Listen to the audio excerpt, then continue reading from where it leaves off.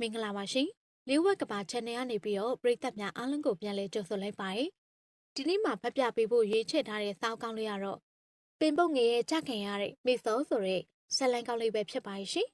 ။အညာဒေသတရကုန်းရွာရဲ့ရွာထိပ်ရှိဖက်ရွက်မိုးတဲလေးအတွင်းဝင်ဟဲ့မိစောထားစမ်းအေးနေဖင်ထိုးတော်မဲဟဲ့ဘင်္ဂလိဖြစ်ပြီးတော့ဒီလောက်အိတ်ချမ်းရလားထမရကောင်းတက်စွတ်တော်မယ်မိစောဟဲ့မိစောအမြင်မတော်အောင်အိတ်နေတယ်ထဆိုဒေါ်ကြနစ်မောင်နဲ့ညမထတော့မှာထားစမ်းအေးဒေါ်ဖောင်းအိုအားထိုးထိုးပြောပြီးမိစောရဲ့ခေါင်းကိုတောင်ကနေမြေအောင်ခောက်လိုက်တယ်ဟာဘာလို့ခောက်တာလဲဗျနားလိုက်တာဗျခမကြီးကကြက်တည်းတိတ်မဲ့တာပဲကျုပ်ဟာကျုပ်အိတ်တာဘာဖြစ်လဲမိစောရဲ့ရိုင်းပြတဲ့စကားကြောင့်ဒေါ်ဖောင်းအိုဟာရှင်ဘက်ကိုဖိနေအမလီမိစောရဲ့စောစောစီစီမအေးကိုဘလို့ပြောလိုက်တာတော့ဖះနင်တော့အဝီစီဂျိုးကတ်တော့မဲမိစောရဲ့မိစောကအိယာထားစောင့်ကြည့်အောင်ကြည့်အမူအရာနဲ့ထားရက်လိုက်ရင်ဘာကျိုးကံမှာလဲထမင်းကျိုးလားသွားစမ်းမှာမောလင်းတာနဲ့နားကြီးတယ်ကျုပ်ကဒေါ်ကြီးတို့တမိသားစုလုံးကိုရှာကျွေးနေရနော်ကျုပ်သာရှာမကျွေးရင်တော့ခမည်းတော်အားလုံးငှက်စီတဲ့မသားစင်းဝင်သွားမှာစကားကိုတတိထားပြောဟွန်းဒေါ်ဘောင်းအိုကမျက်ရည်လေမတက်ခန်းစားသွားရရှာပြီးတော့အော်မိစောအမေအိုနဲ့အရွယ်မရောက်သေးတဲ့မောင်နှမတွေကိုရှာကျွေးရတာသူ့အတွက်ဝန်လေးနေပါလားသွားလေသူကိုဖိုးရွှေရေကျုပ်တို့တသက်လုံးဈေးတောင်ကောင်းရွက်ပြီးတော့ကြည်ပြင်းအောင်မွေးဖွားလာတဲ့ကျေးဇူးတွေကိုတော့သမီးကြီးကကန်းကွန်အောင်ဆက်နေပြီးတော့ရှင်ပြောတော့သမီးမိန်ကလေးမွေးမှကို့ကိုပြန်ကြည့်မှာဆိုခုတော့ကြည့်ပါရဲ့တန်ပူတွေစားနေရတဲ့အတိုင်းပါလားကိုဖိုးရွှေရဲ့ထိုးထိုးရေရုပ်ပြီးတော့ဝမ်းမန်းတနေငိုကြွေးလိုက်တယ်မိစောကမျက်နှာတစ်နေရကြားသွားပြီးတော့အတန်ကုန်အော်ဟစ်ပြောလိုက်တယ်အမလီနော်ကြားလို့မှကောင်းကြသေးရဲ့လားအိမ်များမသားအိမ်ကြနေရပဲအဲ့ဒါကြောင့်မနေချင်တာတိတ်ဆန်းပိတ်တာမိုက်လို့ငိုးမနေနဲ့တော့သမီးဖြစ်သူရဲ့ပြောကြောင်းဒေါ်ဖွားအိုဟာရှင်ထဲမှာပုံမနာကျင်သွားရရှာတယ်ဒီအချိန်မှာပဲမောင်နှမတွေနိုးလာပြီးတော့မငိုပါနဲ့တော့အမေရဲ့မစောကရိုင်းနာအမေလဲသိတာပဲသူကဒီလိုပဲပြောတတ်တဲ့ဟာတိတ်ပါတော့နော်အမေခုနတန်းကြောင်သားလက်မောင်မွေးကမိခင်ကိုနှစ်သိမ့်ရှာတယ်9နှစ်အရွယ်သားရှိသေးတဲ့သမီးငယ်လုံးလုံးကမိခင်ရဲ့ရင်ခွင်ထဲကိုတိုးဝင်ပြီးအမေတိတ်ပါအမေငိုရင်လုံးလုံးလေးငိုချင်တယ်မမစောကတိတ်ဆိုးဟာနော်သူသာလုံးလုံးတို့လိုမျိုးလိမ့်မိုင်းအမေငိုရမှာမဟုတ်ဘူးမငိုနဲ့နော်အမေရင်းရင်လေရွယ်နဲ့ပြောပြကြတယ်ဒေါ်ဖွားအိုကအရွယ်နဲ့မလိုက်အောင်တိတက်တဲ့ကလေးမြတ်ကိုကြည့်ရင်မချိပြုံပြောလိုက်မိတယ်ရွာတောင်ပိုင်းရှိတော်ရင်ကြီးစလိတ်ခုံအလုတ်ချိန်ကျနေပြီဖြစ်တဲ့အတွက်အလုတ်သမားအားလုံးစလိတ်ခုံမှာရောက်နေကြပြီခုံပိုင်ရှင်တော်ရင်ကြီးဆိုတဲ့မိန်းမဝါရီကအလုတ်သမားတွေကိုလိုက်လံကြည့်ရှုပြီး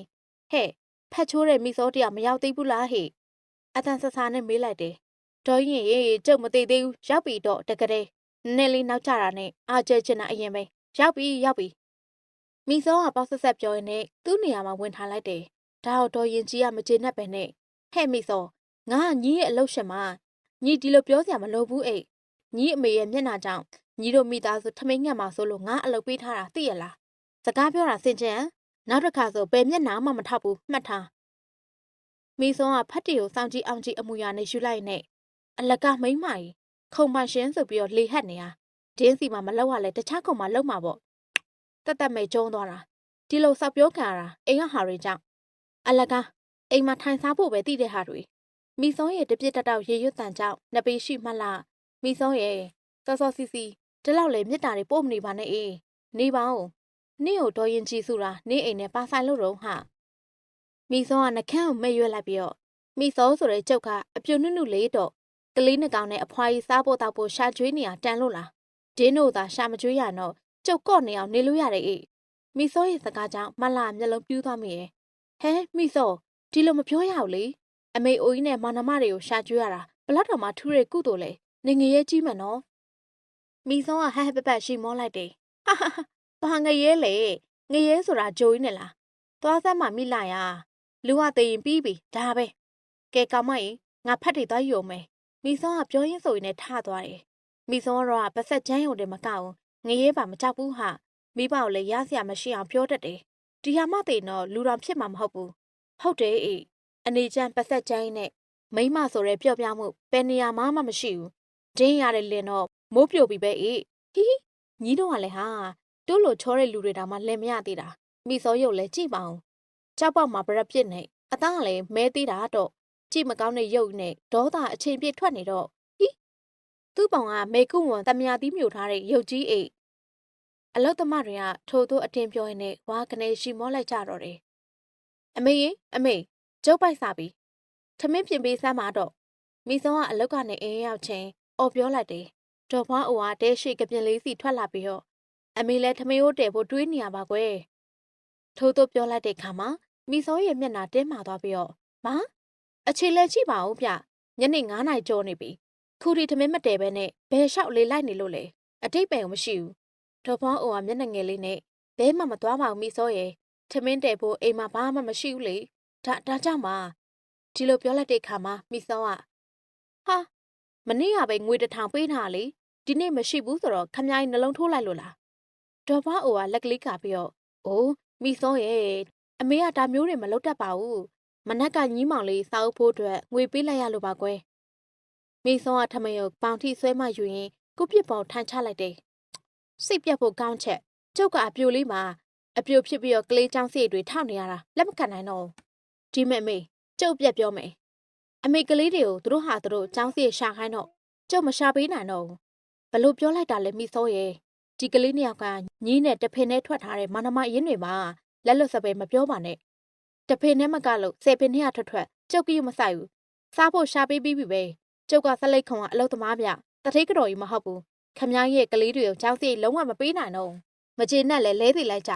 သမီးဖြစ်သူရဲ့ရုံရင်ကြမ်းတမ်းတဲ့စကားတွေကြောင့်တော်ဖွားအိုတယောက်ငိုကြွေးရုံကလွဲပြီးတော့ဘာမှမတက်နိုင်ရှာဘူးမိစောကထိုင်အားထားရလိုက်ပြီး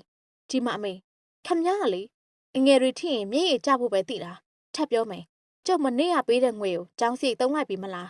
ဒီတော့ဒီညဘိုက်မောက်ပြီးတော့နှေကြကျုပ်ပြန်မအိပ်ဘူးဒါပဲ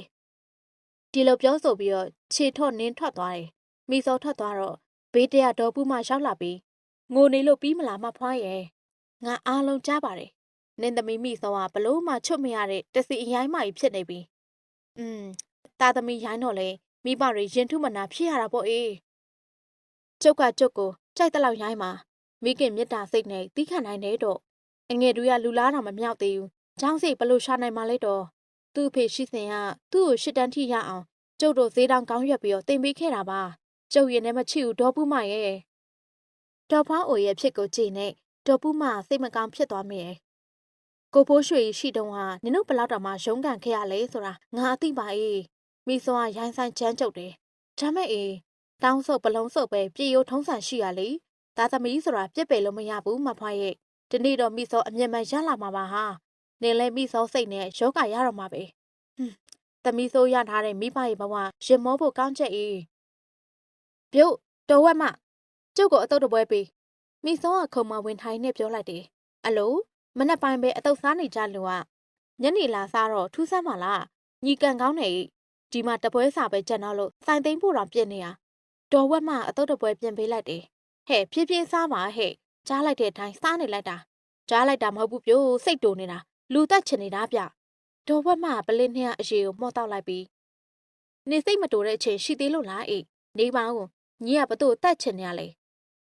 မိစောကအတုတ်ကိုပလုတ်ပလောင်းဆိုင်နဲ့ကျုပ်အိမ်ကလူတွေကိုဒေါ်ဝက်မမျက်လုံးပြူးသွားပြီးတော့ဘလို့ပြောလိုက်တာလဲမိစောရဲ့အိမ်မနေအမေနဲ့မောင်နှမတွေပဲရှိတယ်ဟာနင်တော့အဝီစီဂျိုးကတ်တော့မယ်ဂျိုးကတ်လည်းကတ်ခံလိုက်မယ်ဗျာအလကားထိုင်စားနေတဲ့ဟာတွေနေပါဦးဒေါ်ကပါအရီတွေမျိုးနေရတော့ရောက်ကတည်းကကြည်နေရပလင်းမော်လိုက်ပြန်ချလိုက်နဲ့ကျုပ်ကတနေ့ကုန်ဆေးရောင်းရတာလေဒါကြောင့်အပန်းပြေဆေးလေးတောက်နေရဟာဘာအပန်းပြေဆေးဟာလားပြစမ်းမအောင်ကျုပ်လည်းတနေ့ကုန်ဖတ်ချိုးနေရတာပင်မနေဗျအေးဒါဆိုညီလဲဆောက်ကြည့်တကုံလုံးပူထူပြီးတော့ကိုလမ်းသွားမှာမိစောကပလင်းဆွဲပြီးတော့မော့ယူတောက်လိုက်တယ်အာအမလေးဘလို့ကြီးလဲစိုးလိုက်တာမိစောကအရေးတွေကိုထွေးထုတ်နဲ့အော်ပြစ်လိုက်တယ်ဟဲ့ဒါမီးတောက်လို့ခေါ်တယ်ညီကဦးနုသေးလို့ပါအေးဦးရင်သွားရင်အဝင်ချိုသွားလိမ့်မယ်အေးမိစောကမျက်နှာရှုံးမဲ့ပြီးဒေါ်ဝက်မရလဲဗျာကျုပ်အုပ်တွေတောင်ပြန်အန်ထွက်ချင်နေပြီဒေါ်ဝက်မစလုံးတွေဘန်းနေကိုသိမ်းစီးနဲ့ကဲကျုပ်လည်းပြန်တော့မယ်ငါမီးတောက်ကမကောင်းပြောတဲ့နင်လည်းပြန်တော့ကျုပ်အိမ်မပြန်ချင်ဘူးဒေါ်ဝက်မရဒင်းတို့မျက်နှာမြင်ကျုပ်စိတ်ဆင်းရဲတယ်ကဲဒါဆိုလဲငါဝိုင်းကူပေးငါအိမ်ကိုလိုက်အိပ်ပေးတော့ဒီနောက်မှာတော့မိစောတရအတုတ်တဲ့ကိုဒေါ်ဝက်မအိမ်ကိုလိုက်သွားတော့တယ်ည8 နာရီကျော်ထိမိစောပြန်မလာတဲ့အတွက်ဒေါ်ဖွားအိုဟာစိတ်ပူနေရှာတယ်အဲအားကြောင့်မောင်မွေးနဲ့လုံးလုံးရွာထဲလိုက်ရှာခိုင်းနေ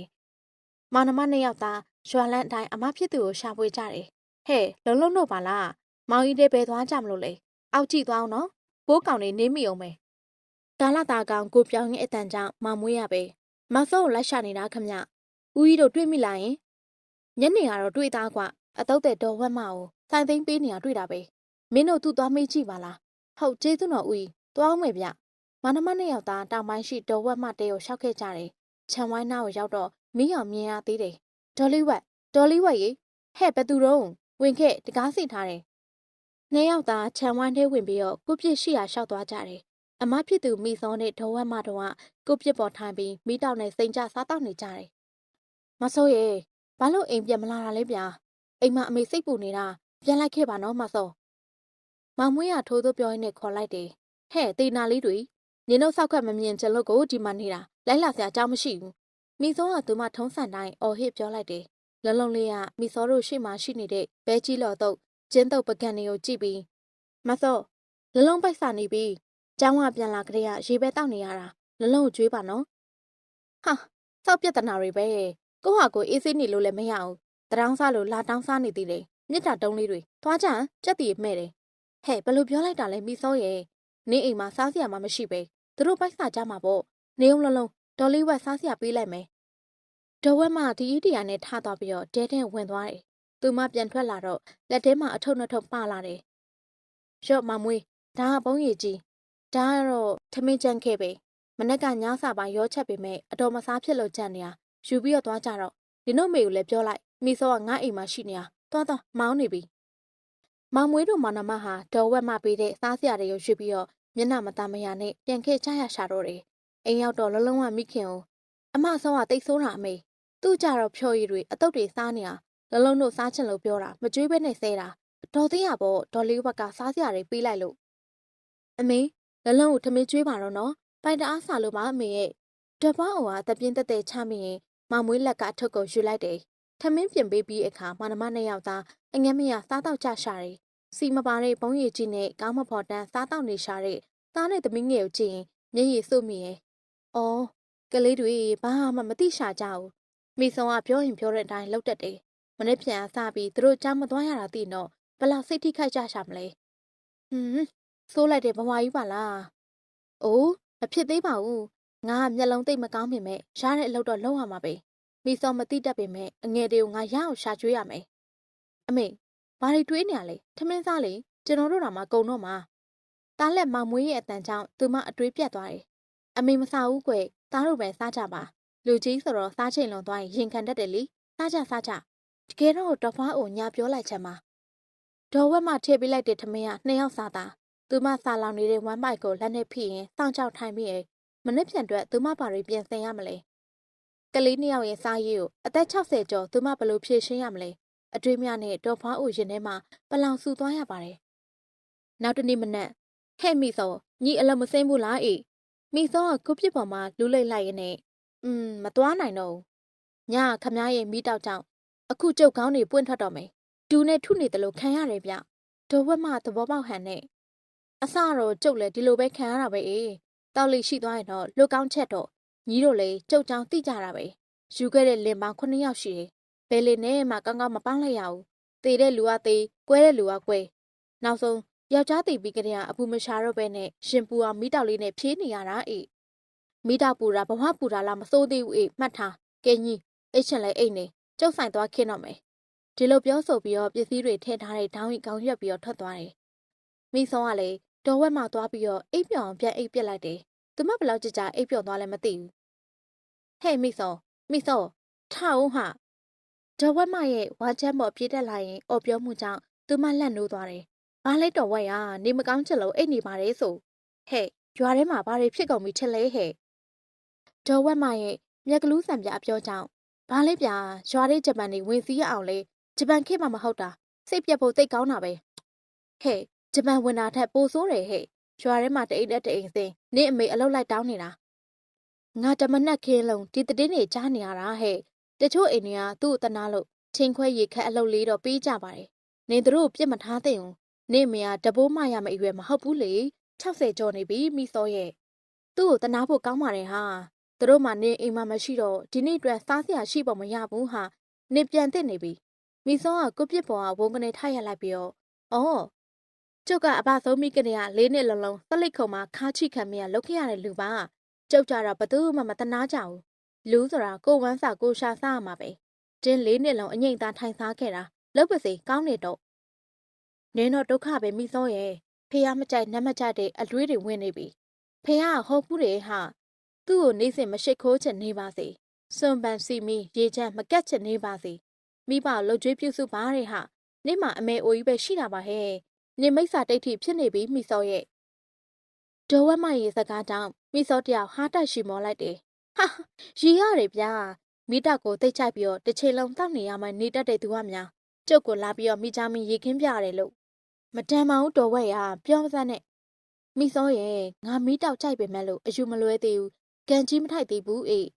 ငါခံစားချက်နဲ့ငါတောက်တာမိတောက်ကြောင့်ငါငရဲငါမှုဖို့ရရင်နေကငါပိတ်တာဖို့လောက်ရနေပြီနေအိမ်ပြန်มาမိစောရနင့်မောင်တွေတနာပါတယ်ဒေါ်ဝက်မရဲ့အပြောကြောင့်မိစောမျက်နှာတင်းမာသွားတယ်ရှာမရှိနဲ့တော်ဝက်ကျုပ်အိမ်မပြန်နိုင်ဘူးအေးဒေါ်ကြီးအိမ်မှာမနေစေချင်ဘူးဆိုရင်ကျုပ်ထွက်သွားပြီမယ်ကျုပ်အိမ်မပြန်ပေမဲ့ဒီဖွားရီကိုကောင်းကောင်းဆုံးမရမယ်သူများအိမ်မှာဂျုံခန္ဓာကျုပ်ကိုဆောက်ရှက်ခွဲတာပဲတွေ့မယ်တင်မိစောရဲ့စိတ်ကိုသိရဲ့ဒေါ်ဝက်မတယောက်မိစောလှုပ်ချင်အောင်လှုပ်မအောင်တွေးပူနေပါတယ်အေးပါမိစောရဲ့နေမကြိုက်ငါဘာမှမပြောတော့ပါဘူးငါအိမ်မှာပဲဆက်နေပါဟာရှောက်မသွားပါနဲ့နော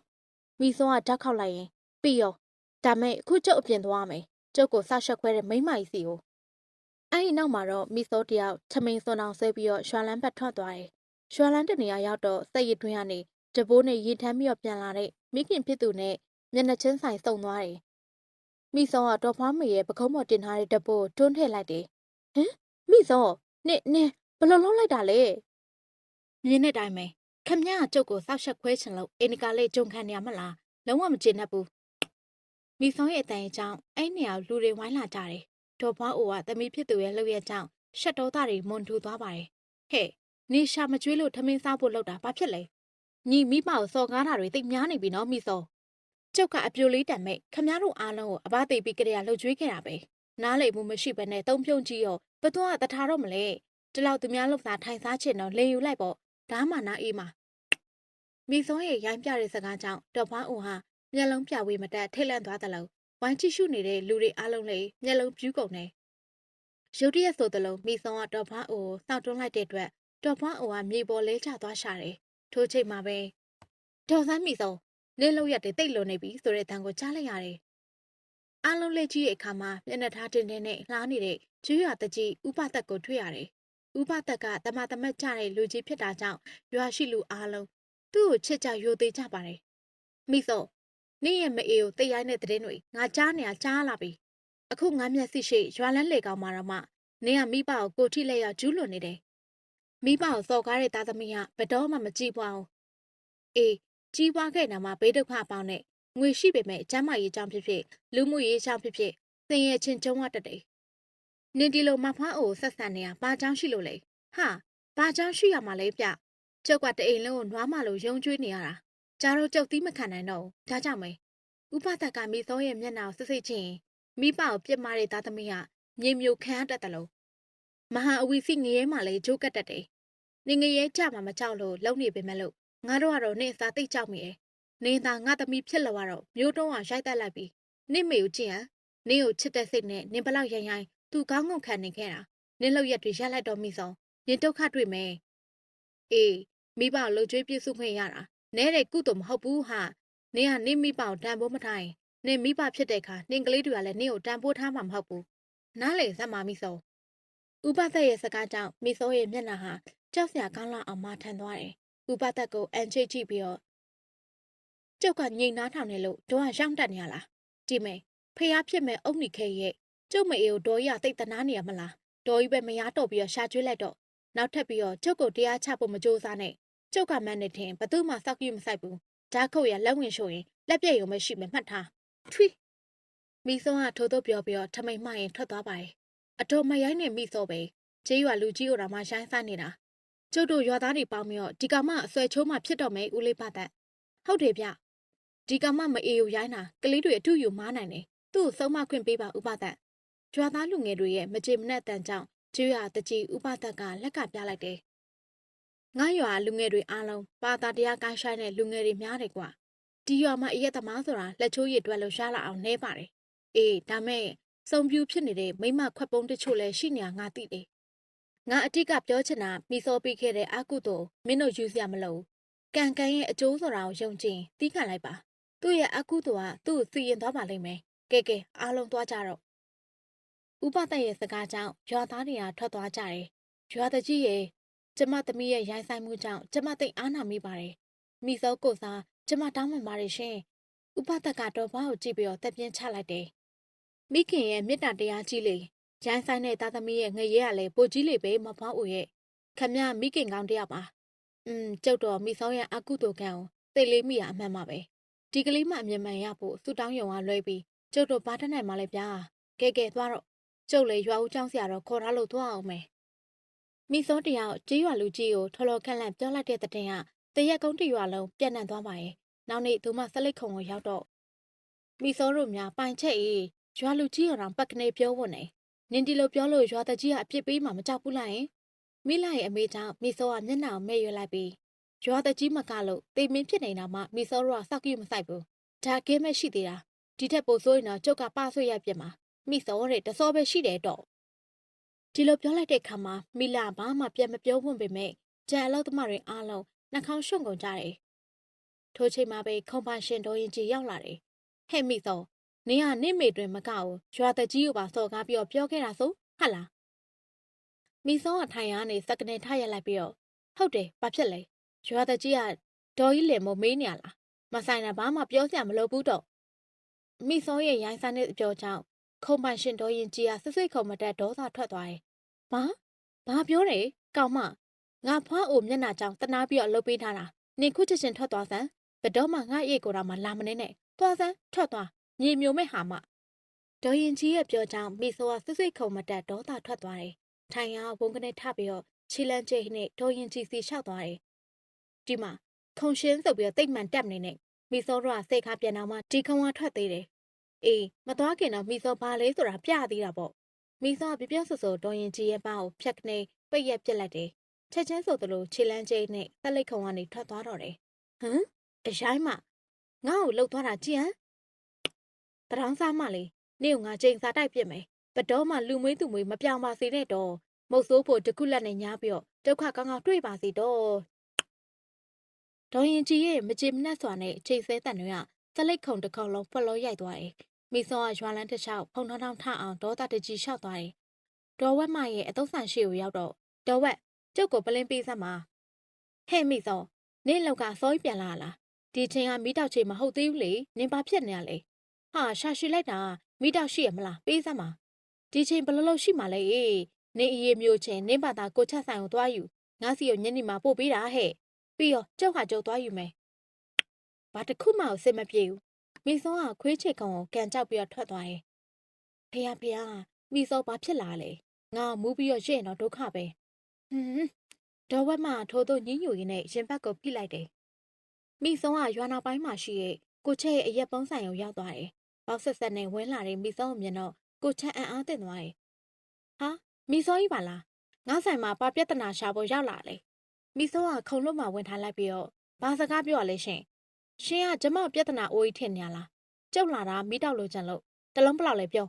ဒီလိုပြောလိုက်တဲ့အခါကိုချက်တယောက်အံ့အားသင့်သွားပါရဲ့ဟာဒီနေ့စီကအထူးဆန်းနေပဲကြားနေရပါလားဟာအရက်ပုံးဆိုင်မလာဘူးတဲ့လူကလာပြီးတော့မိတောက်ဝဲတယ်ဟာထီထိုးရမယ်ဒီနေ့ကဲပါငါစေးဥပေါဖို့ရေးကြီးရေတလုံး900နင်ဘလောက်ယူမလဲ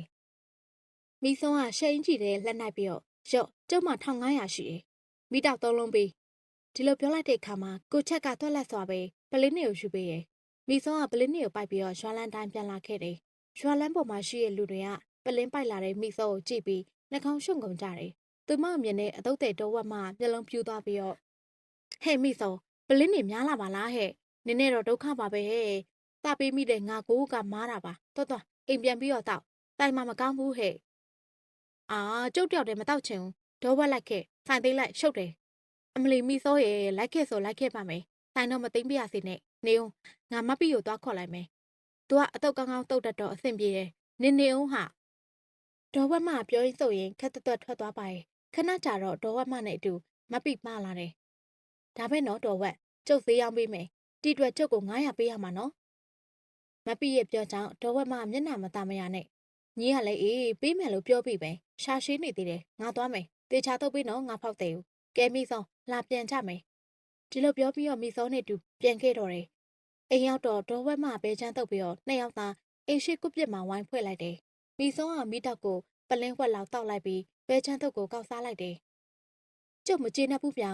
လူတွေကမတရားဘူးဒီမဲ့တော်ဝက်တွေးကြည့်စမ်းပါကျုပ်နေရာမှာတော်ဝက်တာဆိုဘလို့ခံစားရမလဲကျုပ်လေးဘာဖြစ်မှမလုပ်ပဲနဲ့အလုပ်ပြုတ်ခဲ့တယ်မိစောရဲ့ UDT နဲ့အပြောကြောင့်တော်ဝက်မတယောက်မျက်လုံးပြူးသွားတယ်မနင်အလုပ်ပြုတ်လာတယ်ဟတ်လားဘာဖြစ်လို့လဲမိစောနင့်ခုံမရှင်တော်ရင်ကြီးကသလိတ်ခုံလောကမှာသဘောကောင်းဆုံးခုံရှိမဲဟဲ့မိစောကငုံထားတဲ့မိတောက်ကိုထွေကနေထွေးလိုက်တယ်သွားစမ်းမှာအလကားတောင်းစားမရင်ရွာလူကြီးကဒင်းလင်ငယ်မှုကျုပ်ကအမြင်ကပ်မှုနဲ့အလုပ်ထုတ်ပြတ်တာဟာမိစောတို့ကလည်းစောက်ကြီးမဆိုင်ဘူးပါချပြီးတော့ကိုထွက်လာလိုက်တာဟာမိစောရဲ့စကားကြောင့်ဒိုးဝက်မအချင်းချင်းကိုရိပ်မိသွားပြီးနင်တို့ခတ်တာပဲမိစောရဲ့ကို့အလုပ်ရှင်ကိုပါရက်ခင်မှတော့အလုပ်ပြုတ်ပြီပေါ့ဟာငါတော့နင့်ခေါ်ထားမိတာငါးပတ်မောက်တာပဲကဲခုနင်ပါဆက်လို့မလဲမိစောကီယူနာတော်သားနဲ့မေးလိုက်တယ်မိစောကမိတောက်ကိုမော့ချလိုက်ပြီးတော့ဘာမှမလုပ်ဘူးတော်ကြီးဗီဒီယိုဆက်လန်တွဲမှာမတွေ့ဘူးလားကိုရီးယားစတိုင်ပေါ့ဟာသူတို့ကဆိုကျူးမိစောကမိတောက်ပဲတောက်နေမယ်မိစောရဲ့ပြောကြောင့်ဒေါ်ဝက်မဟာသိပ်ပြက်ဟန်နဲ့ကောင်းခိုင်ရမ်းလိုက်တော့တယ်အဲ့ဒီဖြစ်ပျက်များဖြစ်ပြီးတော့နှစ်ပတ်များကြားတဲ့ခါမှာညချေတစ်ခုမှာဒေါ်ဖောင်းအိုတယောက်မနှက်အတွက်ဆန်ဝဲဖို့ရွာလဲရှိကုံစုံဆိုင်လေးဘက်ကိုထွက်လာခဲ့တယ်ရွာလန်းတစ်လျှောက်မောင်းနေတဲ့အတွက်သူမမျက်လုံးကိုအားဆိုင်ကြည့်ပြီးတော့ရှောက်လာခဲ့တယ်ကုံစုံဆိုင်မှာဆန်သုံးပူးဝယ်ပြီးတော့ပြန်လာတဲ့ခါမှာတော့ဟဲ့ဒေါ်ဖောင်းအိုနောက်မှခေါ်တန်ကြောင့်သူမခြေလန်းရက်ပြီးဟဲ့ဘသူတော့ဒီချိန်မှာပဲအရှင်ပြင်းတဲ့တုတ်ချက်ကသူမခေါင်းပေါ်ကျလာတယ်သူမမျက်လုံးတွေပြဝေသွားပြီးတော့အင်္ဂနဲ့တန်နဲ့တူမြေပေါ်လဲကျသွားရှာတယ်အဲ့ဒီချိန်မှာမောင်မွေးနဲ့လုံးလုံးကမိခင်ပြန်မလာသေးတဲ့အတွက်စိတ်ပူပြီးတော့ရွာလေဘက်ကိုထွက်ခဲ့ကြတယ်ကုံစုံဆိုင်ကိုရောက်တော့ဒေါ်ကြီးအမေဆန်လာဝယ်သေးလားယင်မောင်မွေးကမေးလိုက်တယ်အေးဝယ်တယ်လေအစောကပဲပြန်သွားတာဘာဖြစ်လို့လဲကွလာကြပါဦးတော်ဖွားအိုမကြီးပင်အောက်မှာလဲနေတယ်တော့ဆိုတဲ့ရွာသားတဦးရဲ့အတန်ကိုကြားလိုက်ရတယ်။မောင်မွေးတို့သွားကြည့်ရခါမှာခေါင်းမှာသွေးတွေယိုစီးကျနေတဲ့မိခင်ကိုတွေ့လိုက်ရတယ်။ရွာသားတွေကတက်မင်းနဲ့ထိုးကြည့်ရင်ဟာသွေးတွေအများကြီးထွက်နေတာမဖြစ်ဘူး။ရွာသားကြီးအိမ်ခေါ်သွားမှဖြစ်တော့မှာဒေါ်ဖွားအိုမချပါဦးဟာအထစ်တက်လက်ရေရွတ်ပြီးတော့မချီသွားကြတယ်။မောင်မွေးတို့မနမလည်းမျက်နှာငယ်လေးတွေနဲ့လိုက်ပါသွားကြတယ်။ကျေးရွာလူကြီးဥပသက်ရဲ့ခြံဝင်းထဲကိုရောက်တော့သေးစရာကြီးကိုအမြန်သွားခေါ်စီတယ်။ဒေါ်ဖွားအိုအင်ရှိကုပစ်ပေါ်လဲစီပြီးတော့မိမတူကသွေးတွေတုပ်ပေးလိုက်တယ်။ဆေးဆရာကြီးရောက်လာတဲ့အခါဒဏ်ရာကိုဆေးထက်ပတိစီပေးပြီးတော့ဆေးသီးရွက်တချို့နှာခေါင်းမှာတိတ်ပေးလိုက်တယ်။ခဏနေတော့ဒေါ်ဖွားအိုမျက်လုံးပွင့်လာတယ်။ဘလို့ဖြစ်တာလဲမဖွားအိုကျုပ်ကိုတေချာပြောပြစမ်းပါ။ဒေါ်ဖွားအိုကဒဏ်ရာရှင်ကြောင့်နာကျင်နေရညှဉ်းညူရင်းနဲ့ကျုပ်မနဲ့တွေ့ဆန်လာဝဲတာဝယ်ပြီးတော့အပြန်အနောက်ကနေကျုပ်ကိုခေါ်လို့လှည့်ကြည့်လိုက်တော့အဲ့မှတုံနဲ့အရိုက်ခံရသလိုကောင်းထဲမှာထူပြီးတော့လဲကျသွားတာ။ကျေးရွာလူကြီးဥပသက်ကမျက်မှောင်ကျုပ်ပြီးတော့ကျုပ်တို့ရွာမှာဒီလိုမျိုးရိုက်မှုမျိုးอ่ะတိတ်ရှားတာပါမဖွားအိုလူမားပြီးတော့များရိုက်သွားရလားဒီလိုကိစ္စမျိုးဖြစ်ရင်ရွာလူတွေတော့မဖြစ်နိုင်ဘူးတခြားရွာလူတွေပဲဖြစ်ရမယ်ဒီလိုပြောလိုက်တဲ့ခါမှာရွာသားတွေကကျုပ်တို့တော့ဒီလိုမထင်ဘူးဦးလေးနာမည်ခေါ်ပြီးတော့ဒေါ်လီဖွားအိုကလဲကြည့်တော့မှစော့သွားတာလူမားတာမဖြစ်နိုင်ဘူးဟုတ်တယ်ဗျဒါကဒေါ်လီကိုမကျင်နဲ့လို့တမင်လောက်သွားတာပဲတယောက်တစ်မျိုးပြောကြတဲ့အခါဒေါ်ဖွားအိုကမဖြစ်နိုင်ပါဘူးဒူလေးတို့ရဲ့အတော့လိုအိုကြီးအိုမရမကျင်တဲ့လူမရှိနိုင်ပါဘူးဒီခါမှာရွာသားတစ်ယောက်ကလူအုပ်ကြားတုံးဝင်လာပြီးတော့ကျုပ်ကတော့ဒေါ်လေးအိုရိုက်သွားတာတခြားလူမထင်ဘူးမိစောလိုပဲထင်တယ်ဒီလိုပြောတဲ့အခါလူသားအားလုံးလှန့်ဖြတ်သွားကုန်တယ်ဟိုကျမသမီးကမိဘပေါ်မှာရိုင်းဆိုင်ပေမဲ့လို့ဒီလိုတော့မလုပ်နိုင်ဘူးခုလိုကျမရဲ့ဒဏ်ရာဝိုင်းပြီးတော့ဂရုစိုက်ပေးရကျေးဇူးတင်ပါတယ်ကျမပြန်ပြရစီတော့ဒေါ်ဖွားအိုကသားနဲ့သမီးကိုခေါ်ပြီးတော့ရွာလူကြီးအိမ်ကနေပြန်ခဲ့တော့တယ်ဒေါ်ဖွားအိုတို့ထွက်သွားတဲ့ခါမှာရွာတကြီးဥပသက်ကထင်ကြီးဝေဖန်နေတဲ့သူတွေအားလုံးတော်ကြတော့မဖွားကိုပြောတာငါလက်ခံတယ်မိဆုံးကရိုင်းဆိုင်ပေမဲ့လို့ဒီလောက်ထိတော့သူ့မအေကိုအန်ဒီရမပြုတ်နိုင်ဘူးရွာထဲမှာရိုက်မှုဖြစ်တဲ့အတွက်ဒီကိစ္စကိုငါစုံစမ်းမယ်အားလုံးပြန်ကြတော့ဒီလိုပြောလိုက်တော့မှရွာသားတွေဟာတကြီးအိမ်ကနေလှည့်ပြန်သွားကြတော့တယ်မိစောတယောက်အသုတ်တဲ့ဒေါ်ဝမအိမ်မှာဘာလုံးမှမလုပ်ပဲသားတောက်လိုက်အိတ်လိုက်နဲ့တောင်းတင်နေတယ်ဒေါ်ဝမလည်းဒီလိုနေချင်းကိုမနှိမ့်မြုပ်ပေမဲ့မိစောစိတ်လက်မှန်ပါရှောက်လို့မှဆိုတဲ့အတွက်နှုတ်စိတ်နေရှာတယ်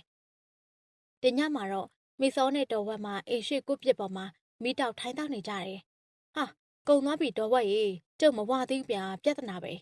ဲမိစောရေညီကိုတောက်တောင်တင်ပေးတာငါပါနင်းကဆရာထက်လက်ဆောင်ထက်နေပြီနင်းဒီလိုဆက်လုံနေတော့ဒုက္ခရောက်လိမ့်မယ်တော်ပါတော့ဟဲ့တောက်ထားတာလည်းများနေပြီအဲ့တော့တော်ဝက်မရဲ့စကားကြောင့်မိစောတရားမကြေမနက်ဖြစ်ပြီးထိုင်အားထလိုက်တယ်ကျုပ်ကိုတရားဟောမနေနဲ့တော်ဝက်ကျုပ်နေခြင်းတလို့နေမယ်လှုပ်ချင်တာလုပ်မယ်ဒါပဲမိစောကပြောပြီးအောင်ဆန်းလိုက်တယ်ဟဲ့နင်းပဲသွားမလို့လဲမောင်းနေပြီမိစောကချမ်းဝလျှောက်သွားရင်ဘယ်သွားမလဲမိတော့သွားဝယ်ဖို့ပေါ့တည့်ရက်နဲ့ရှာရှိနေသေးတယ်ဒီလိုပြောပြီးတော့ထွက်သွားတယ်မိစောတယောက်ရန်တတိုင်းနဲ့ရွာလန်းတိုင်းလျှောက်သွားတယ်အရက်ပုံးဆိုင်မှာသူမအရက်ဝယ်တဲ့အခါဆိုင်ထဲရှိလူတွေကသူမစူးစမ်းဟန်နဲ့ကြည့်နေကြတယ်မိစောကခက်တီတီနဲ့မိတော့သုံးလုံးဝယ်လိုက်တယ်သူမဆိုင်ပြန်ရောက်တော့ဆိုင်ထဲကအရက်သမား2ယောက်လိုက်ပါလာတယ်အရက်ဆိုင်ရဲ့ခလန်းလန်းကိုရောက်တော့ဟဲ့အောင်မိမလည်းတတိထားအောင်နော်အခုက TV မှာလာနေတဲ့ကိုရီးယားဆက်တွေအားချပြီးတော့ဒူးရွာမိမတွေတောင်ခွက်ပုံချနေကြပြီကွာမိမအရက်ဆွဲလို့မင်းဝေစုဖက်ပေးနေအောင်မဲကွာဟာ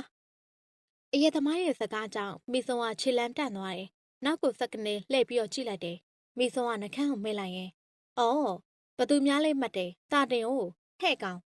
နေခုနဘာဆောက်စကားပြောရလဲဘသူ့ကိုစောင်းပြောနေရလဲပြောတရောင်းစာ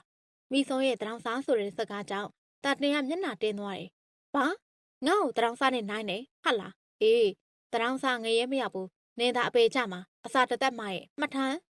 းတာတင်းရဲ့ပြောကြောင့်မိစောတယောက်ရမ်းပုံမိချမတက်ပောက်ကွဲသွားပြီးတော့ငါ့ကိုအစာတသက်မလို့ပြောတဲ့ကောင်နင်တင်ကြိုင်ကုန်ရောက်ပြီမတ်ကျုံးသွားပြီးတော့တာတင်းကိုစောင့်ကန်ပြစ်လိုက်တယ်အရက်မူးနေတဲ့တာတင်းနဲ့ချန်တယောက်ကမိစောဒေါသအကြီးကျယ်ထွက်ပြီးတော့ထိုးကျိတ်ကြတော့တယ်မိစောကလည်းမိတောက်ရှင်နဲ့နွားရိုင်းလိုပြန်လဲထိုးကျိတ်တယ်တာတင်ကအနီးမှာတွေ့ရတဲ့အုတ်ခဲကိုကောက်ရှုပြီးတော့မိစောကိုထုဖို့ရွှေလိုက်တယ်။လက်မြန်နဲ့မိစောကလက်ကောင်းရဲ့လက်ကအုတ်ခဲကိုလူယူပြီးတော့ကောင်းကိုထုပစ်လိုက်တယ်။အားကနေတန်နဲ့တာတင်လဲကျသွားတဲ့အခါကြံတယောက်ကမိစောကိုဖမ်းချုပ်လိုက်တယ်။မိစောကအဲ့လူကိုတတောင်နဲ့တွတ်လိုက်ပြီးတော့ဂုတ်ကဆွဲကန်လိုက်တယ်။ပြီးတော့ဒါတင်နေတူကောင်းကိုထုနဲ့ပစ်လိုက်တယ်။အရက်သမား2ယောက်လုံးကောင်းခွဲပြီးတော့မြေမှာလဲတဲ့အခါမိစောကလက်ညှိုးထိုးပြီးတော့မှတ်ထားသတောင်းစားတွေမိစောကိုလာထင်မီးပွင့်ဖို့သာပြင်ထားကြ။အေးမချေနဲ့လို့လူကြီးတိုင်ချင်းတားလိုက်စမ်းမိစောတို့ကကျိုးစင်တက်ဖို့တာမှဝန်မလေးဘူးနင်တို့လိုကောင်မပြောနဲ့ငါမအေးတောင်စောင့်မြင်ကက်လို့ချောင်းရိုက်ပစ်ခဲ့တာမှတ်ထားမိစောတဲ့တစောတဲ့ရှိဟာကျုံးသွားပြီးတော့ထိုနေကနေထွက်သွားတော့တယ်အေးရသမား2ယောက်ကတန်အောင်လှက်နဲ့ဖိရင်မချေမနဲ့တောက်ခောက်လိုက်ကြတယ်နောက်တနေ့နေ့လည်ခင်းမှာတော့မိစောကပိုက်စားတဲ့အတွက်ဒိုဝက်မှဆိုင်သွားပြီးအတုပ်စားဖို့ချန်ပီယံထွက်လိုက်တယ်ထိုချိန်မှာပဲချမ်းဝါမှာရက်နေတဲ့ရဟန်းတစ်ပါးကိုမြတ်လိုက်ရတယ်မိစောကအဲ့ရဟန်းကိုဆွေဆောင်ကြည့်ပြီးတော့ဘာလို့ချမ်းဝါမှာရက်နေရလဲဖုန်ကြီးဒီလိုမေးလိုက်တယ်ရဟန်းမျက်လွှာချပြီးတော့ကိုတော်ဆုံးလူခံချင်လို့ပါတကားမလေးဒီလိုမိတ်လိုက်တယ်ရဟန်းရဲ့စကားကြောင့်မိစောရဲ့မျက်နှာရှုံမဲ့သွားပြီးငါတော့စားစရာမရှိလို့တော်ဝက်မှစီသွားပြီးတော့တုပ်စားမလို့ထွက်လာတာအရေးတဲ့ဖုန်ကြီးကလူလာခန်းနေသေးတယ်ဖုန်ကြီးကြည့်ရတာငါလိုပဲပိုက်စာနေလို့ဖြစ်မှာပေါ့လို့တွေးမိလိုက်တယ်အိမ်မှာတော့ဘာမှမရှိဘူးဖုန်ကြီးကျုံနောက်ကိုလိုက်ခဲ့ပါမိစောကထိုးထိုးပြောပြီးတော့ထွက်သွားတယ်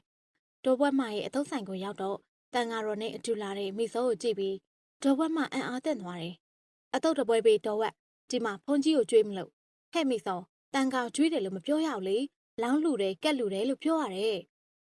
်မိစောကခုံမဝင်ထိုင်ရင်မြန်လုပ်ပေးလိုက်ဗျာကျုပ်လည်းသူ့လိုပိုက်စာနေပြီဒေါ်ဘွက်မလည်းတန်ဃာအတွက်အတုပ်ကိုအကောင်းဆုံးဖြစ်အောင်လုပ်တုပ်ပေးလိုက်တယ်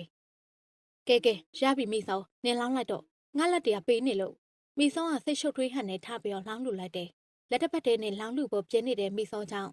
။အိုးမိစောဒီလိုမလုပ်ရအောင်လေလက်နှစ်ဖက်နဲ့တေချာကက်လူရတယ်။ဒေါ်ဝက်မရဲ့ပြောကြောင့်မိစောကအတုပ်ကိုလက်နှစ်ဖက်နဲ့ကက်လူလိုက်တယ်။ရဟန်းမိစောရဲ့ကက်လူချင်းကိုလက်ခံယူပြီးတော့စုတွေပေးနေရဲ့။မိစောလည်းလက်အုပ်ချပြီးတော့ပေးတဲ့စုနဲ့ပြေးပါစေလို့ရှေ့ရွတ်လိုက်တယ်။တန်ဃာတော်ကြွချီသွားတဲ့အခါမှာဒေါ်ဝက်မအတုပ်ပကံလှမ်းပေးနဲ့အေးဟဲ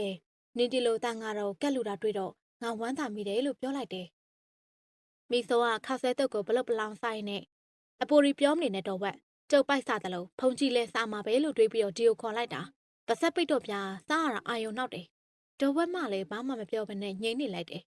။ဒေါ်ဝက်ရေကြာဆန်တုပ်တပွဲတော့အတန်နဲ့တူမိမ2ယောက်ရောက်လာပြီးတော့ဝင်ထိုင်လိုက်တယ်။ဟဲ့မိစောနင်လည်းအတုပ်စားနေရလား။ဒေါ်ရင်ကြီးဆက်လက်ခုံမှာအတူလုပ်ခဲ့တဲ့မိလာရဲ့အမေကြောင့်ငါအတုပ်စားနေတာကိုနင်ကန်းနေရလားမလို့တာတွေရှောက်ပြောမနေနဲ့မဟုတ်ပါမိစောရဲ့နင့်မေဟိုနေ့ကအရိုက်ခံရတယ်ဆို တက်တာရင်လားလို့မေးချင်လို့ပါဟာမိစောတယောက်မိလာရဲ့အပြောကြောင့်မျက်နှာပြက်သွားတယ်အတုပ်ပကံကိုဒုံကနေစောင့်ချလိုက်ပြီးတော့အာချောင်းနဲ့နေရဲ့ပါဆက်ကိုငါဖျက်ရိုက်မိရမယ်နော်ငါအမေကြောင့်တိချင်သူ့သွားမေးငါနဲ့ဘာမှမဆိုင်ဘူးကောင်မရဲ့ကျန်းတန်းစွာနဲ့ပြောပြီးတော့ထထွက်သွားတယ်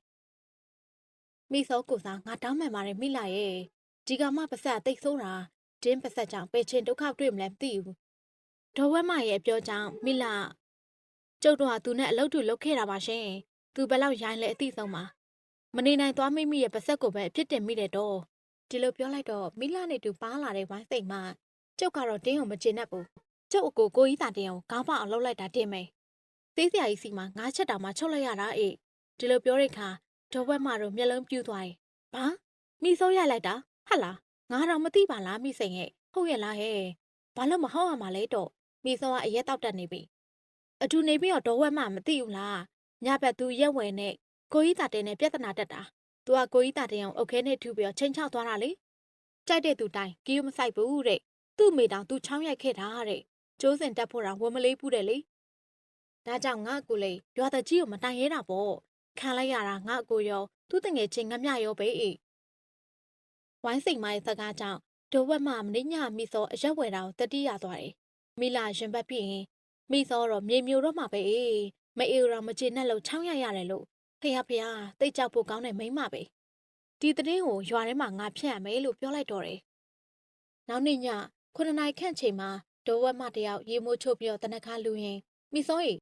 ငါရွာလူကြီးအိမ်ကိုတွားရအောင်မယ်နင်ပိုင်းဆိုင်လဲစားထားနဲ့ငါ6ကြော်နဲ့ပဲရင်ရှိရနော်မိစောကမိတောက်ကိုခွက်ထဲငှက်လိုက်နဲ့လူကြီးအိမ်ဟာလားဘာကြောင့်ရှိလို့လဲတော်ဝက်မအဝတ်စားလိုက်ရမိတာပေါက်တွေချပြီးတော့မှလေအဲ့ကိစ္စဥပဒက်ကစီးဝေးခေါ်ထားတာမိစောကမိတောက်ကိုမြို့ချလိုက်ပြီးတော့သူတို့ကအလကားချပေးမှလားဗျအော်မိစောရဲ့အလကားတော့ပဲဟုတ်ပါမလဲငွေတော့သွင်းရမှာပေါ့ဟဲ့ဘာပဲဖြစ်ဖြစ်တို့ရွာလေးလက်စစ်မီးအောင်မြင်ရတော့မလीကောင်းပါရဲ့အေးနောက်မို့ဆိုသူများအိမ်ကတစ်လ2000 3000ပေးပြီးတော့မိသွက်နေတဲ့လူတွေဝှက်ချွတ်သွားတာပေါ့မီတာပေါက်ရှိသွားရင်ကြက်သက်လောက်ဆောင်ရုံမဲအေးတို့တော့တစ်လ3000မပေးနိုင်လို့ပြောင်းတာနဲ့ပဲနေခဲ့တာဟာတော်ဝက်ရခမရသူများစရာတစ်ဆက်မိတာမသွင်းနိုင်ဘဲနဲ့များမီတာပေါက်တွေငွေရပင်ရမှာလဲကြီးကျင်စရာရင်ဟာတော်ဝက်မကုပစ္စည်းကိုထွက်လာရင်လက်ထဲတော့ငွေတောင်းကနန်းမျိုးပဲရှိပါမလဲဟဲ့ရှိတဲ့ငကက်လေးပေါင်နှံပြီးတော့လောက်ရမှာပေါ့အေးမီတာပေါက်ရရင်တသက်လုံးစိတ်အေးရပြီလေဟာညီနဲ့စကားပြောနေရတဲ့ငါနောက်ကြတော့မယ်သွားပြီဟေ့ကြွဒါမှနိုင်အေးပါအေးတယောက်တည်းတောက်လို့ရမှာဟာဒီညလေးမတိုက်ပါလားမြေကြီးပေါ်ဖျားခင်းထိုင်တာမှကောင်းအောင်မယ်မိစောကတယောက်တည်းပြောရင်းဆိုရင်နဲ့ကုပစ်ပေါ်ကဖျားချမ်းအောင်မှယူလိုက်တယ်ပြီးတော့မြေပေါ်ခင်းပြီးတော့မိတောက်ပဲလော်တုတ်တို့နဲ့စီးစိမ်ခန်းစားလိုက်တယ်အဲ့ချိန်မှာအရက်ပုံးဆိုင်ထဲမှာတော့ဟာမိတောက်လေးဝင်သွားတော့မှခေါင်းကတိုင်ရတက်တာသွားတော့တယ်မင်းရောခေါင်းမနာဘူးလားကွာငမြရတာတင်ရဲ့အမေကြောင့်ငမြဟာဘဲနဲ့မေးလိုက်တာလဲတာတင်ရဟိုကောင်မအိုင်းနဲ့နှက်သွားတာမနာဘဲနဲ့နေမလားဗျကျုပ်တော့ဒီကောင်မလုံးဝမကျေနပ်ဘူးဗျာတာတင်ကမိတောက်ရက်ကိုတစ်ခွက်ပြီးတစ်ခွက်တောက်လိုက်တယ်အကျန်းမကန်လုံးနဲ့ရှစ်ခွက်လောက်ဝင်သွားပြီးတဲ့အခါဒါငမူချင်းတလုံးပိုတောက်သွားတာပဲကွာတာတင်ရဲ့အပြောကြောင့်ငမြဘာစကားကြီးလဲငါနားလေအောင်ပြောစမ်းကွာဟာမင်းကလေသူလဲတောက်ထားတယ်ငါတို့လည်းတောက်ထားတာပဲတောက်ထားတာချင်းတူငါတို့နှစ်ယောက်လုံးခံလိုက်ရတာကိုပြောတာကွာဒီကောင်မရေခွန်စုပ်ပြရမယ်ငမြရငမြလက်ဖြောက်တီးလိုက်ရင်နဲ့ကြိုက်တယ်ဒီလိုပဲဖြစ်တဲ့နဲ့ကြိုက်တဲ့ချင်းပြောကွာဒီကောင်မရေခွန်လန့်ပြရမယ်ကွာတာတင်ကမိတောက်တလုံးလှမ်းမာလိုက်တယ်ပြီးတော့ချသိငွေရှင်းလိုက်ပြီးတော့ကဲထကွာငမြမကြည်ပွဲလေးသွားနှွှဲလိုက်ရအောင်ဟာအခုလားကွာဖြစ်ပါမလားကွာအစာတသက်မှအတုတ်တဲ့တော်ဝက်မအိမ်မှာနော်တော်ဝက်မလည်းပတ်ဆက်ချမ်းနေကွာတာတင်ကထိုင်အားထားလိုက်တယ်မင်းတိတ်တုံးနေကောင်းမယ်ကွာဒီညဥပသက်အိမ်မှာအစည်းအဝေးရှိတယ်တော်ဝက်မလုံးဝအိမ်မှာမရှိနိုင်ဘူးကွာမိစောဥပသက်နဲ့ပြဿနာတက်ထားတော့လိုက်သွားမှာမဟုတ်ဘူးကွာလာစမ်းပါကွာဒီနောက်မှာတော့တာတင်နဲ့ငမြတရီးတရနဲ့ထွက်သွားကြတော့တယ်တော်ဝက်မရဲ့ခြံဝမ်းရှိကိုရောက်တော့ခြံတကားစိတ်ထားတာတွေ့ရတယ်တာတင်တို့ကခြံထဲတိတ်တိတ်စိတ်ဝင်သွားကြတယ်တဲအိမ်လေးရဲ့ရှေ့မြင်လိုက်ရတဲ့မြင်ကွင်းကြောင့်နှစ်ယောက်သားမျက်လုံးပြူးသွားမိတယ်မိတာပလင်းတွေကြားထဲမှာဒူးပေါ်ပေါင်ပေါ်လှဲနေတဲ့မိစောနှစ်ယောက်သားမိစောကိုစူးစိုက်ကြည့်နေမျက်လုံးတွေအယောင်ပြောင်းသွားကြတယ်တာတင်ကငမြကိုမျက်ရည်ပြလိုက်တယ်တောင်နားမလဲတဲ့ငမြလေးတန်နဲ့ဘာပြောတာလဲကွာငါနားမလဲဘူးဒုံးလိုက်တဲ့ငမြ ကြောင်မရင်ငါးကြော်ကြိုက်သမြေးကွာငါပြောမယ်သေချာနားထောင်တာတင်ကအဲ့လိုပြောနေငမြနာကပ်ပြီးတော့ဒီလိုပြောလိုက်တယ်ငမြအထစ်ထစ်အလှက်လက်နဲ့ဟာမဖြစ်နိုင်ပါဘူးကွာဒီလောက်ရုပ်ဆိုးတဲ့မိန်းမကိုယွန်စရာကြီးကွာဒီလိုညှင်းဆန်လိုက်တဲ့အခါတာတင်ကမင်းသွေးကြောင်နေလဲဒီတိုင်းနေအေးငါ့တော့ကူညီပေးကြားတယ်ကွာလားဒီလိုပြောပြီးတော့မိစောရှိရာချင်းကပ်သွားတယ်လူမန်းသူမန်းမသိအောင်မှောက်နေတဲ့မိစောတာတင်ကပွေးဖက်လိုက်တယ်တော်ဝက်လားမထူနဲ့ဗျာကျုပ်ဒီမှာပဲအိတ်ချင်တယ်ညင်းညူတန်တဲ့တူမိစောခွေလဲကျသွားတယ်တာတင်ကမိစောရဲ့လက်တွေကိုငမြကိုချုပ်ထားစေတယ်ပြီးတော့တာတင်ကမိစောကိုအထက်မှပြုတ်ကျင်တော်တယ်အမူးလွန်နေတဲ့မိစောကတာတင်ရဲ့လက်အောက်မှာရုံးကန်ချင်းမှဲ့နေရှာတယ်မိစောကိုချုပ်ကင်ပေးထားတဲ့ငမြတယောက်စိတ်ရိုင်းနေဝင်လာပြီးတော့မင်းလက်တော့ပြန်ပြီးတော့ငါ့အလိုက်ပေါ့ကောင်းပေါက်ထားပြီးရွာလူကြီးနဲ့မတိုင်ရဲလောက်အောင်ဒီကောင်မလှုပ်ထားတာကောင်းကောင်းလက်တော့ပြန်ရမယ်ကွာဒီလိုချိန်ဝါပြီးတော့တာတင်နဲ့နေရာချင်းလဲလိုက်တယ်ဒီအချိန်မှာပဲမိစောတယောက်မျက်လုံးပွင့်လာတယ်မျက်လန့်ရတဲ့မြင်ကွင်းကြောင့်သူမထိတ်လန့်သွားပြီးအယုဒ္ဓမကောင်တွေလွတ်ငါ့ကိုလွတ်ဆန်းခွေးမျိုးတွေဒီလိုရုံးကန်အော်ဟစ်ရနဲ့ချုပ်ကင်ထားတဲ့တာတင်ရဲ့လက်ကိုကိုက်ပစ်လိုက်တယ်ကောင်မငါ့ကိုခွေးမလို့ကိုက်တယ်ပေါ့ကဲကွာတာတင်ကမိစောရဲ့ပါကိုအားကုန်လွှဲရိုက်ပစ်လိုက်တယ်ဟဲ့အောင်ဒီကောင်မကိုညင်အောင်ထိန်းကွာပတ်ဝန်းကျင်ကြားကုန်မဲကွာထိန်းနိုင်ငမြရဲ့အပြောကြောင့်ဒေါသသွေးစုနေတဲ့တာတင်ကအနီးမှာရှိရဲ့ကြောက်ပြားရည်ကိုဆွဲမလိုက်တယ်ပြီးတော့မိစောရဲ့ခေါင်းကိုအားကုန်လွှဲရိုက်ချလိုက်တော့တယ်မိစောတယောက်အရက်သွေးကြွနေတဲ့တာတင်ရဲ့လက်ချက်ကြောင့်အင်ကနေအတန်ထွက်ပြီးတော့ညင်ကျသွားရှာပါတယ်တာတင်ကမိစောရဲ့နှာခေါင်းကိုစမ်းကြည့်ပြီးဟာငမြဒီကောင်မအသက်မရှူတော့ဘူးကွာသိပြီထင်တယ်မင်းကိစ္စပေးရင်တော့လက်မဖြစ်မယ်ငမြကပစိုးကိုပြင်ဝတ်လိုက်ရင်သေတော့ကိစ္စပြတ်တာပေါ့ကွာတို့ဘယ်ကိုလက်ကြမလဲတာတင်ကငမြရဲ့ပခုံးကိုဖတ်ပြီးအေးဆေးပါငါမှနေရရှိတယ်လာသွားကြမယ်ကွာဒီနောက်မှာတော့တာတင်နဲ့ငမြတော်ဝက်မရဲ့ခြံထဲကနေတိတ်တဆိတ်ပြန်လဲထွက်ခွာသွားကြတော့တယ်မိစောတယောက်လဲနေရနဲ့အာယူထားလိုက်တယ်အန်ကိုတင်းနေအောင်ကြိတ်မိရင်ငါ့ကိုရုပ်မှသွားတဲ့တရောင်းစားတွေမိစောအကြောင်းပြသေးတာပေါ့တေဖို့သာပြင်တာကျုံးသွားပြီးတော့လူရုပ်မာတွေနောက်ကိုလိုက်ဖို့ပြန်လိုက်တယ်ဒီအချိန်မှာပဲသူမရဲ့လက်ကိုအားပြင်းပြင်းနဲ့တောင်ဆွဲတောင်ခံလိုက်ရတယ်သူမဒေါသတကြီးနဲ့ဘဲကောင်ကငါလက်ကိုဆွဲရဲတာလေလွတ်ဆန်းဒီလိုអော်ပြီးတော့လဲကြည့်လိုက်တယ်သူမအရက်ထက်သုံးပြန်လောက်ရှိရဲ့လူသိန်းတယောက်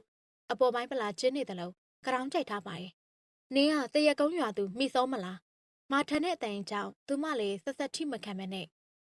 အေးငါကမိစောပဲဘာဖြစ်လဲငါကိစ္စဝင်မရှုပ်နဲ့ဟိုကောင်တွေနောက်ကိုငါသွားမှာလွတ်ဆန်းလူတိုင်းရသူမကိုမိပွင့်မတက်မျက်လုံးပြူးစွာနဲ့စိုက်ကြည့်ပြီး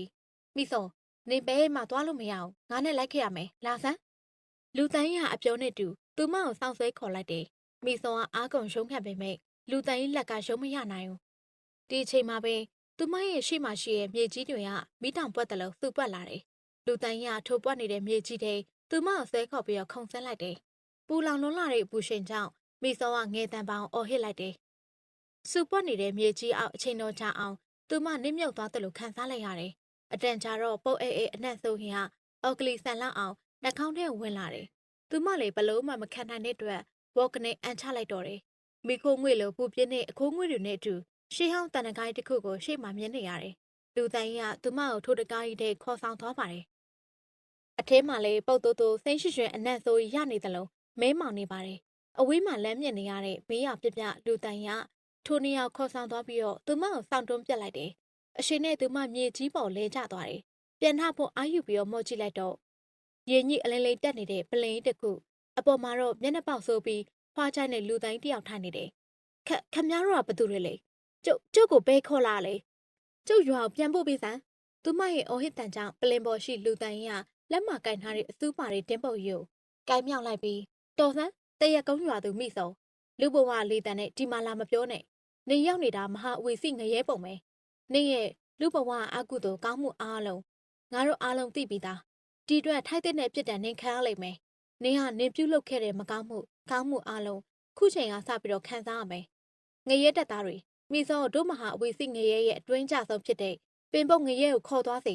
ငါမဟာအဝေစီငရဲမင်းကြီးရဲ့အမိတ်မရမချင်းမိစောကအဲ့ဒီငရဲခန့်တွင်ကြခံစေအတန်ကြောင့်မိစောကအကြီးကျယ်ထိတ်လန့်သွားတယ်မျက်ရည်ပိုးပိုးပေါက်ချိုင်းနဲ့ညင်းဆန်ဖို့စူးစမ်းပေမဲ့ငရဲတက်သားရလက်မောင်းရင်းကနေတောင်ဆွဲခေါ်လိုက်တဲ့အတွက်သူမဆွေကနေပါသွားတယ်မလောက်ပါနဲ့ရှင်ကျမပြန်ဖို့ပေးပါကျမဒီမှာမနေပြရစီနဲ့အမေ ကျုပ်ကိုကယ်ပါအောင်တော့သူမရှက်ကြီးတငယ်ငိုယိုပြောပေမဲ့ငရဲတက်သားဂီးမဆိုင်ပဲနဲ့ဆွဲခေါ်သွားတယ်သူမသွားရပေးနေရရှိအားလုံးအရှက်ကြီးကြီးတောက်နေတဲ့မိရှက်တွေငရဲတက်သားကြီးကယူစနာတရားရှိတဲ့ပင်ပုတ်ငရဲစီကိုခေါ်ဆောင်သွားပါရဲ့အထဲဝင်မိတယ်ဆိုရင်ပဲအပြင်အထက်အစပေါင်းများစွာဆိုတဲ့အနှံ့အကြောင်းမိဆုံးကမူးမိတ်လဲချမတက်ဖြစ်သွားပါတယ်အဲ့ဒီငရဲခန်းမှာမစင်ပုတ်တွေနဲ့ပြည့်နှက်နေတယ်လို့မစင်တွေထဲမှာဘိန်းကောလေကြီးလောက်ကြီးမားတဲ့ပိုးလောက်ကောင်တွေလည်းရှိနေတယ်ငရဲတက်သားကြီးကမစင်တွင်းဝမှာရှက်ရင်နေကကန်ကြီးထက်တဲ့ပြစ်ကြောင်မဟာအဝီစီငရဲမှာရှိတဲ့အတွင်းကြဆုံးပင်ပုတ်ငရဲမှာငရဲကြခံမှာဖြစ်တယ်နေကမစင်တွင်းတဲ့ကြာသွားတာနဲ့တပြိုင်နက်အင်အားကြီးမားတဲ့မစင်လောက်တွေရဲ့ကိုက်ဖြတ်ခြင်းကိုမရှုမလခံစားရလိမ့်မယ်ငရဲကြခံစိတ်မိဆုံးဒီလိုပြောပြီးတော့သူမမစင်တွင်းထဲတွန်းချလိုက်တော့တယ်ဟုတ်ကဲ့ပါရှင်ဒီနေ့တင်ဆက်ပေးခဲ့တဲ့ပင်ပုတ်ငရဲကြခံရတဲ့မိဆုံးဆက်လန်းလေးကတော့ပြီးဆုံးသွားပါပြီရှင်နားဆင်အားပေးခဲ့ကြတဲ့ပရိသတ်များအားလုံးကို